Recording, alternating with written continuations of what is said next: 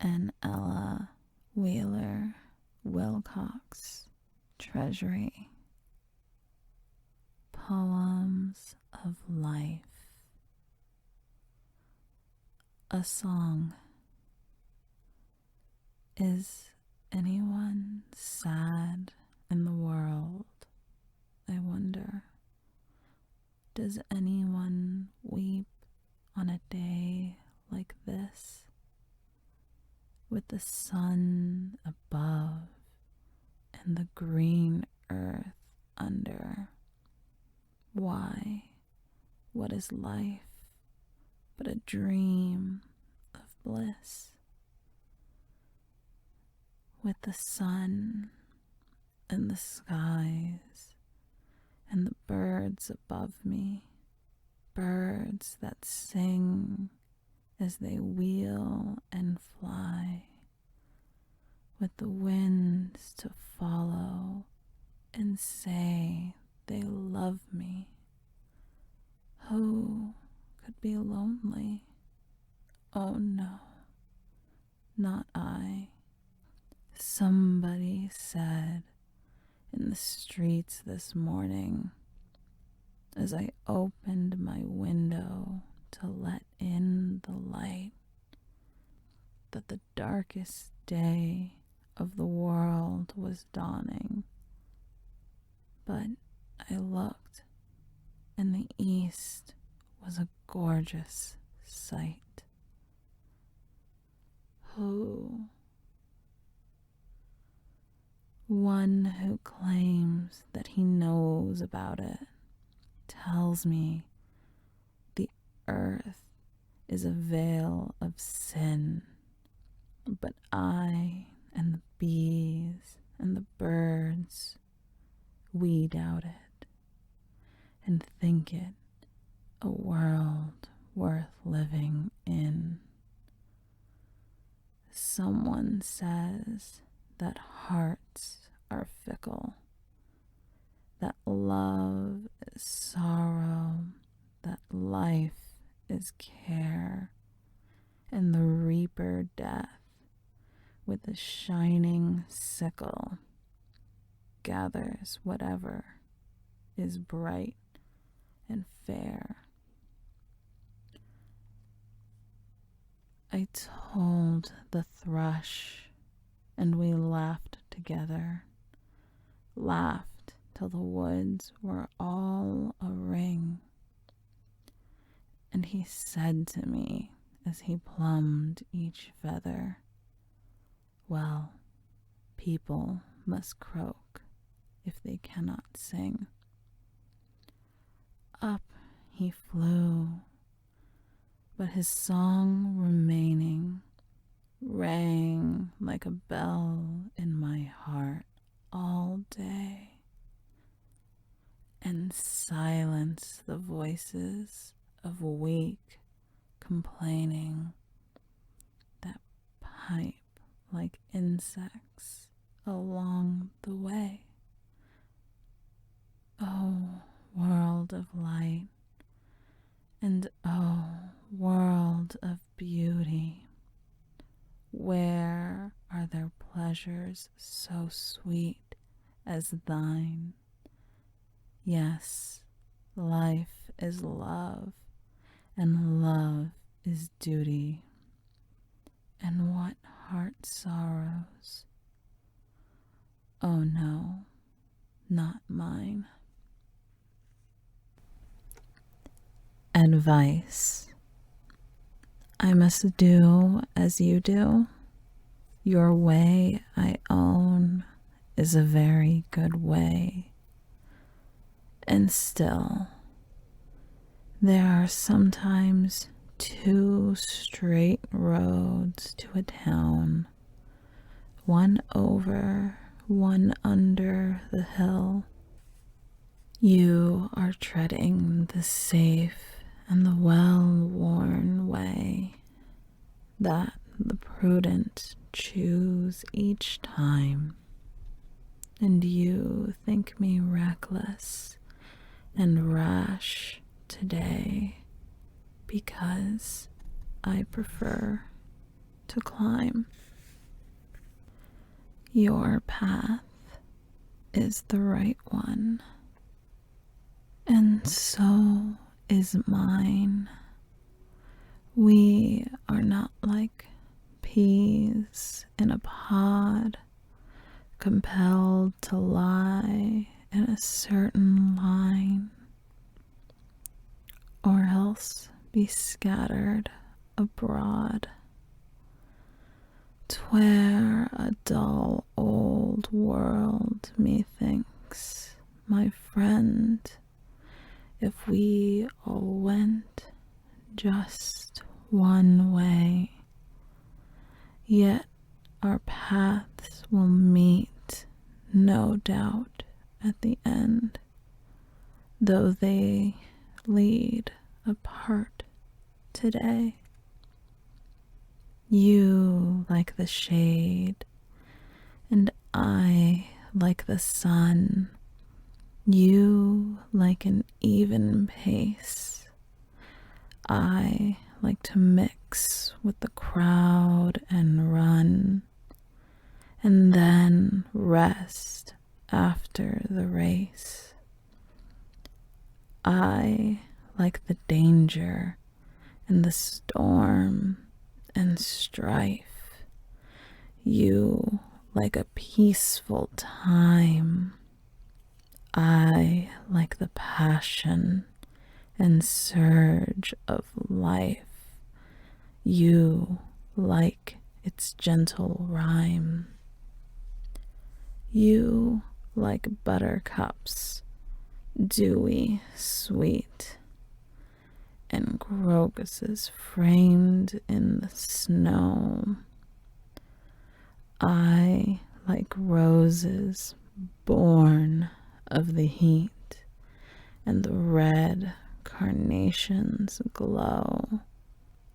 I must live my life, not yours, my friend, for it was written down. We must follow our given paths to the end, but I trust we shall meet in town.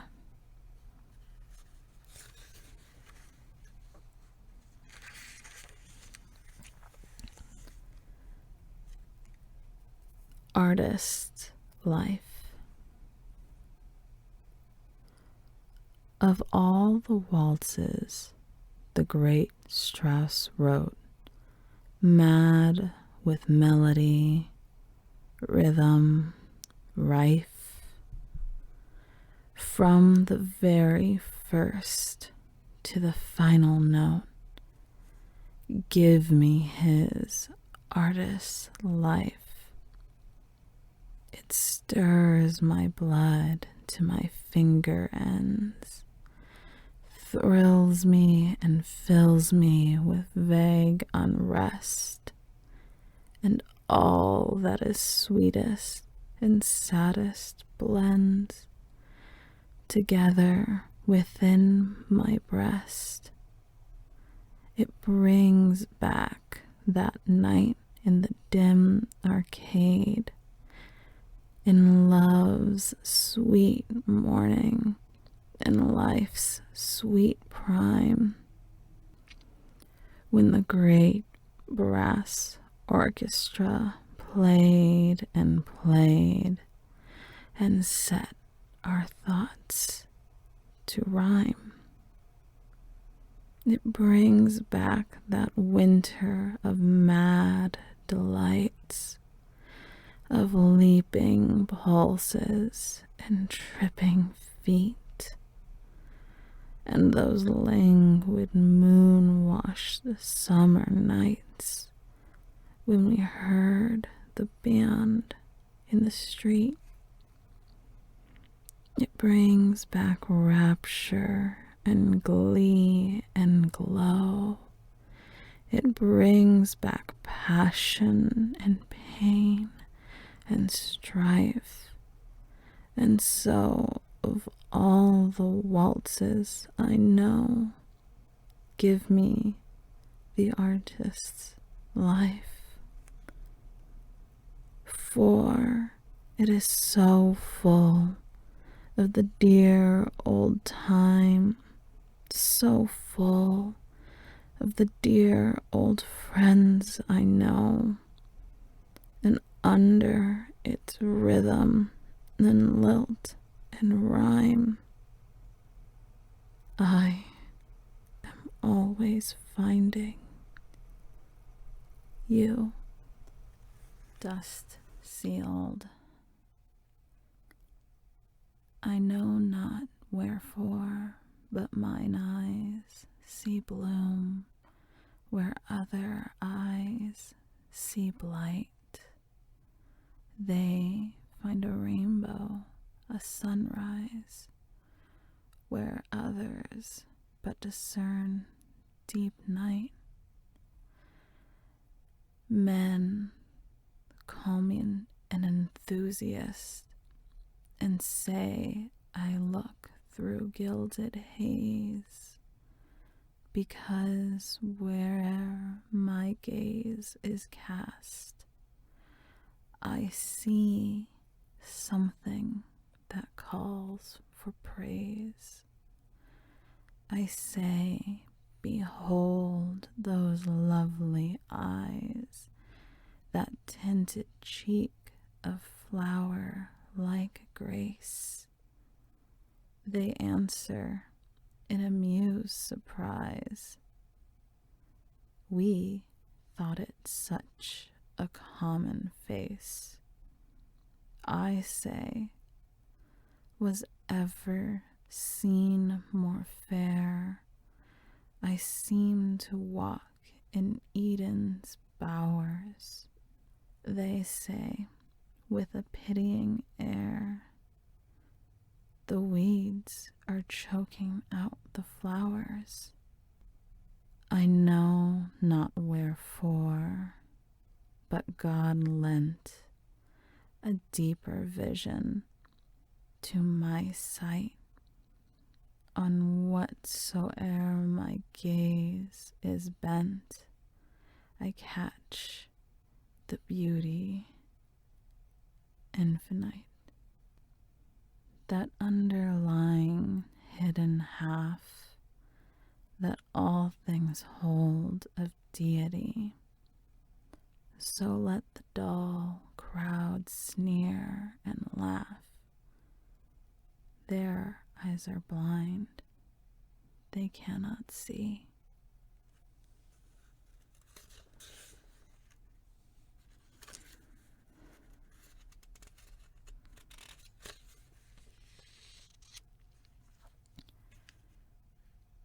Gethsemane. In golden youth, when seems the earth a summer land of singing mirth, when souls are glad and hearts are light, and not a shadow lurks in sight.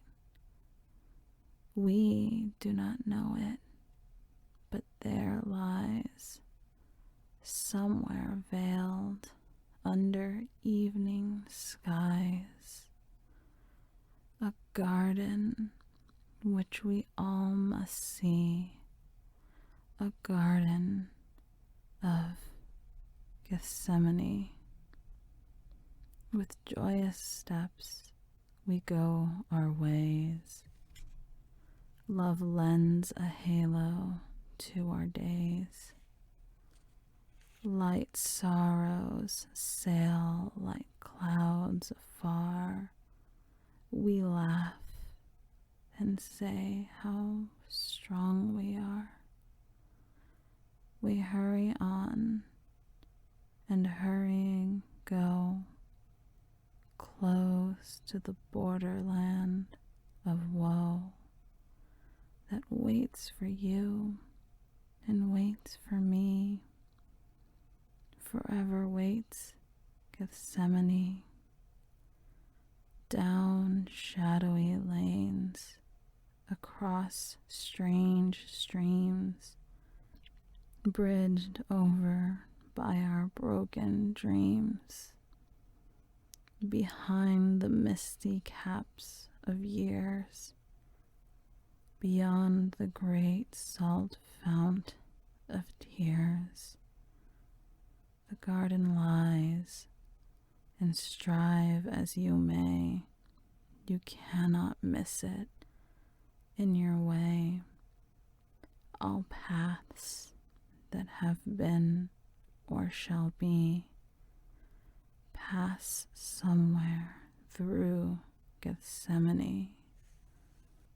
All those who journey soon or late must pass within the garden's gate, must kneel alone in darkness there, and battle with some fierce despair. God, pity those who cannot say, not mine, but thine, who only pray, let this cup pass, and cannot see the purpose in Gethsemane. Helena. Last night I saw Helena, she whose praise of late all men have sounded, she for whom young Angus rashly sought a silent tomb, rather than live without her all his days. Wise men go mad who look upon her long. She is so ripe with dangers. Yet, meanwhile, I find no fascination in her smile, although I make her theme of this poor song.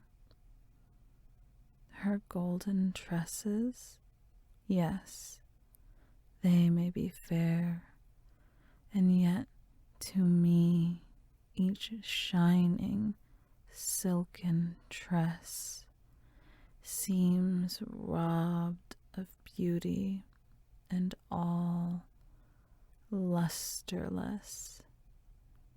Too many hands have stroked Helena's hair. I know a little maiden so demure, she will not let her one true lover's hands in playful fondness touch her soft brown bands. So dainty-minded is she, and so pure. Her dark green, her great dark eyes that flash like gems at night, large, long-lashed eyes and lustrous. That may be, and yet they are not beautiful to me. Too many hearts have sunned in their delight.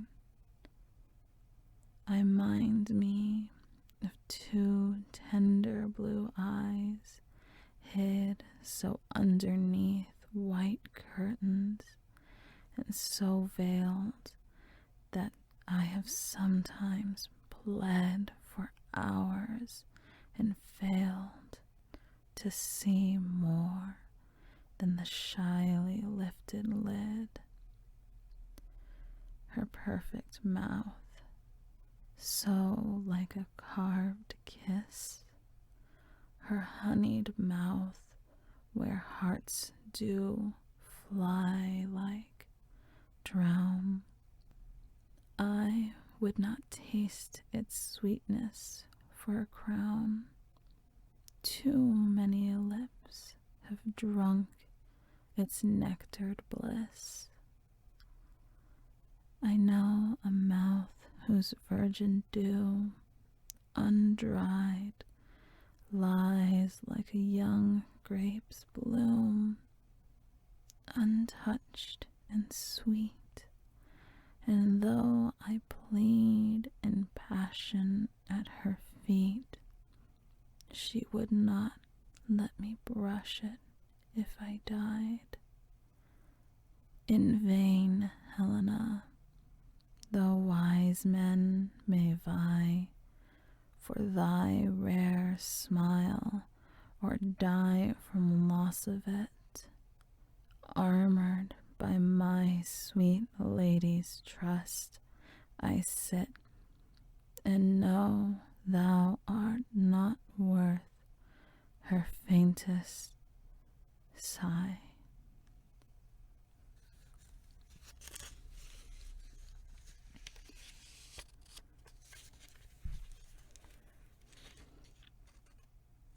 In the long run. In the long run, fame finds the deserving man. The lucky wight may prosper for a day, but in good time, true merit leads the van, and vain pretense, unnoticed, goes its way. There is no chance, no destiny, no fate, but fortune smiles on those who work and wait. In the long run. In the long run, all goodly sorrows pay.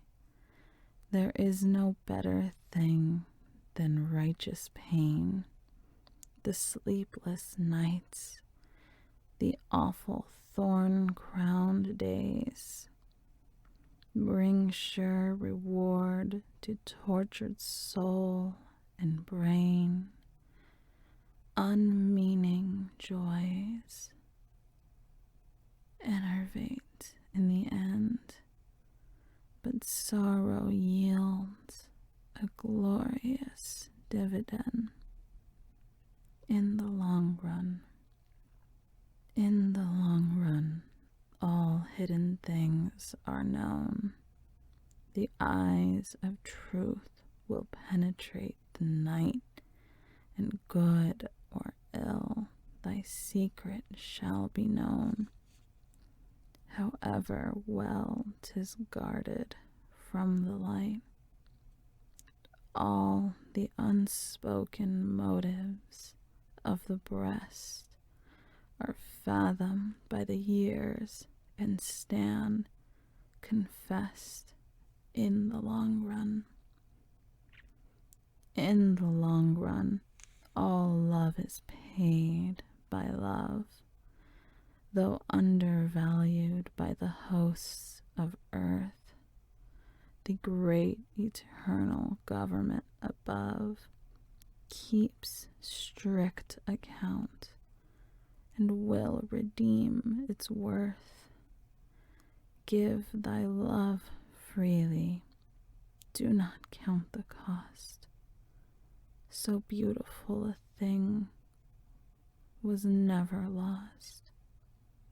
In the long run. Is it done? It is done. In the fire's fitful flashes, the last line has withered and curled in a tiny white heap of dead ashes, lie buried in the hopes of your world. There were mad, foolish vows in each letter. It is well they have shriveled and burned. And the ring, oh, the ring was a fetter. It was better removed and returned. But, ah, is it done in the embers where letters and tokens were cast? Have you burned up the heart that remembers and treasures its beautiful past? Do you think in this swift, reckless fashion to ruthlessly burn and destroy the months that were freighted with passion, the dreams that were drunken with joy? Can you burn up the rapture of kisses that flashed from the lips to the soul, or the heart that grows sick for lost blisses in spite of its strength of control? Have you burned up the touch of warm fingers that thrilled through each pulse and each vein, or the sound of a voice that still lingers and hurts with a haunting refrain? Is it done? Is the life drama ended? You have put all the lights out, and yet, though the curtain rung down has descended, can the actors go home and forget? Ah, no. They will turn in their sleeping with a strange, restless pain in their hearts, and in darkness and anguish and weeping will dream they are playing their parts.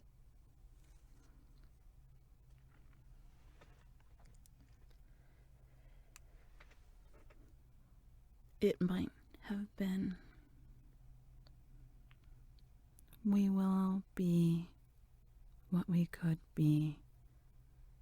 Do not say it might have been, had not, or that, or this. No fate can keep us from the chosen way. He only might who is. We will do what we could do.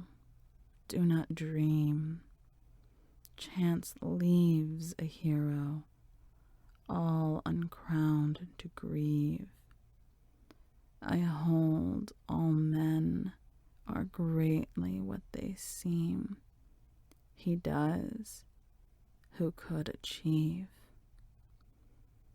We will climb where we could climb. Tell me not of adverse storms that keep thee from the height. What eagle ever missed the peak he sought? He always climbs who might. I do not like the phrase, it might have been. It lacks all force, and life's best truths perverts. For I believe we have and reach and win whatever our deserts.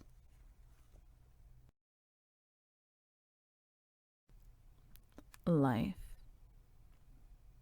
Life, like a romping schoolboy, full of glee, doth bear us on his shoulders for a time. There is no path too steep for him to climb. With strong, lithe limbs, as agile and as free as some young roe, he speeds by vale and sea, by flowery mead, by mountain peak sublime,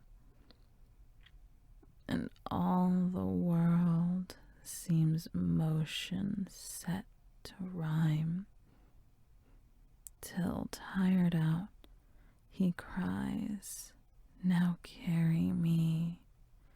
In vain we murmur, "Come," life says, "fair play," and seizes on us. God, he goads us so. He does not let us sit down all the day.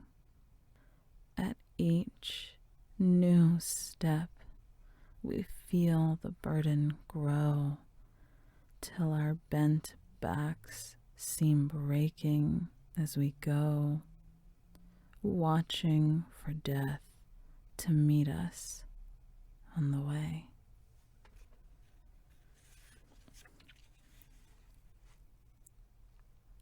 Life and I.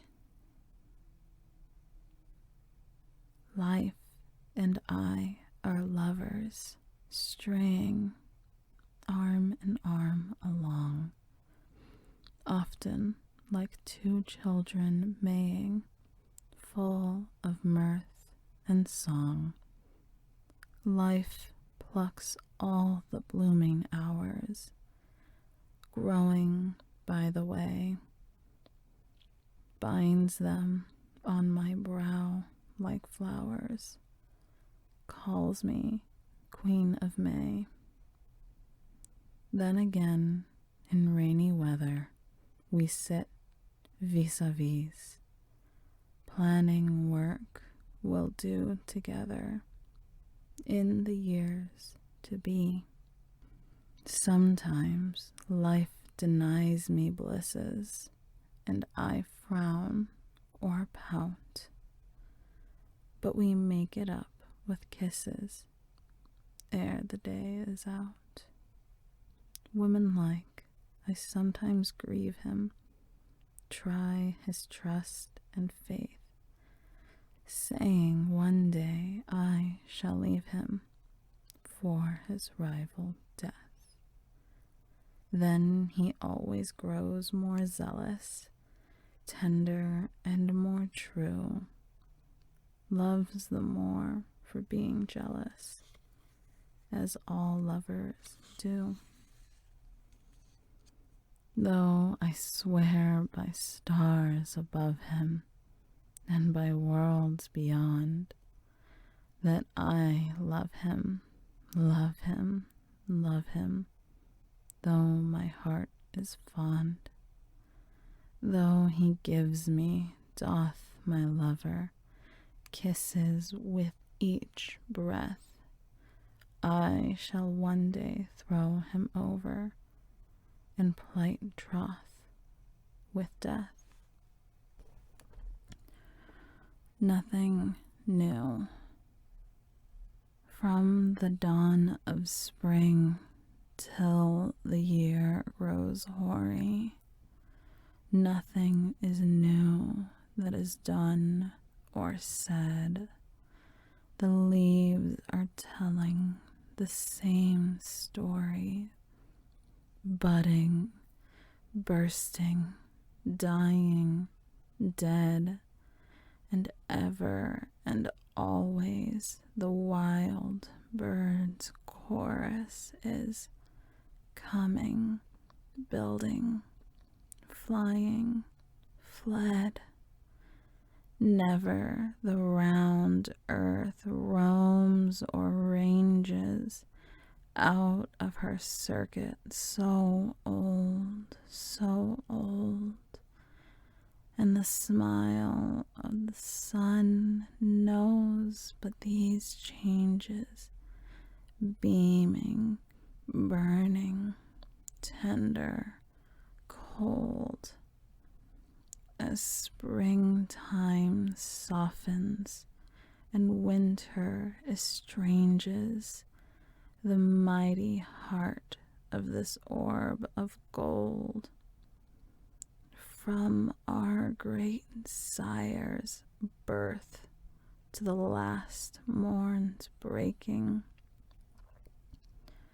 There were tempest, sunshine, fruit, and frost, and the sea was calm, or the sea was shaking his mighty mane like a lion crossed, and ever this cry the heart was making, longing, loving, losing, lost. Forever the wild wind wanders crying, southerly, easterly, north and west, and one worn song the fields are sighing, sowing, growing, harvest, rest, and the tired thought of the world replying like an echo to what is last and best, murmurs, rest.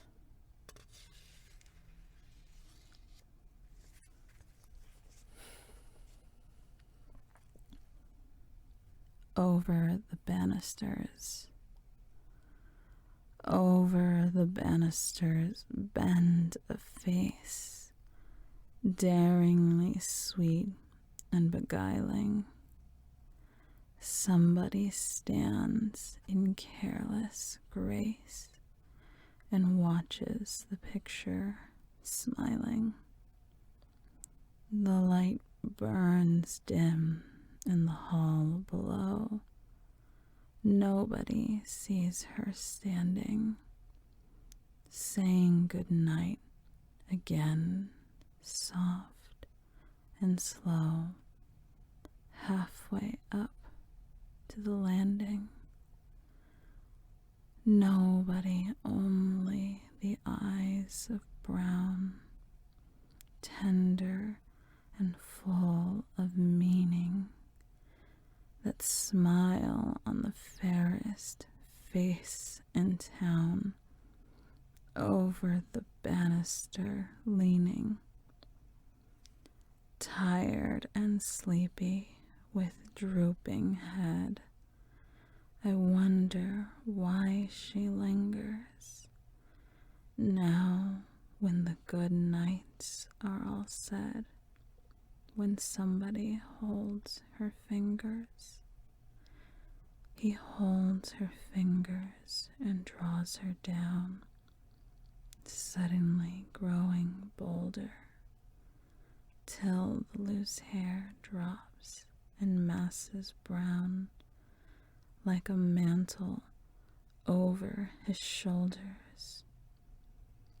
Over the banisters, soft hands, fair, brush his cheeks like a feather, and bright brown tresses and dusky hair meet and mingle together.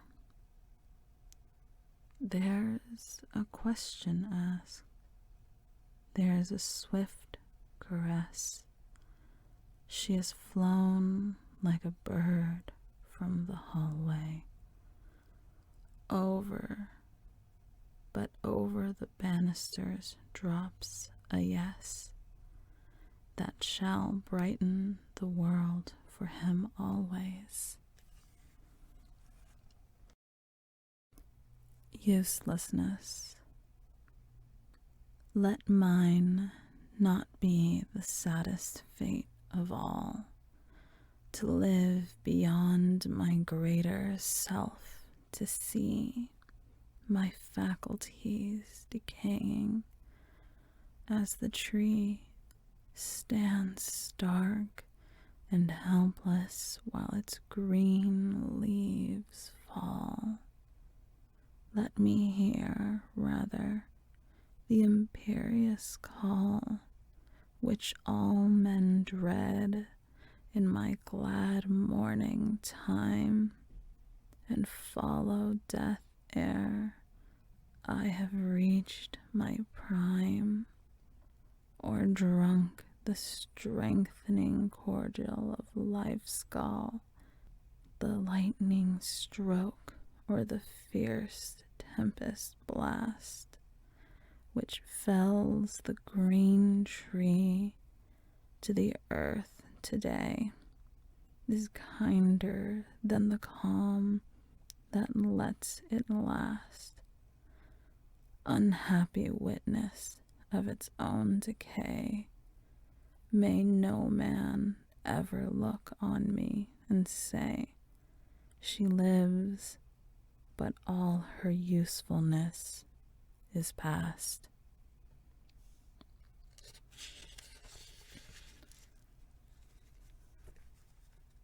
Well,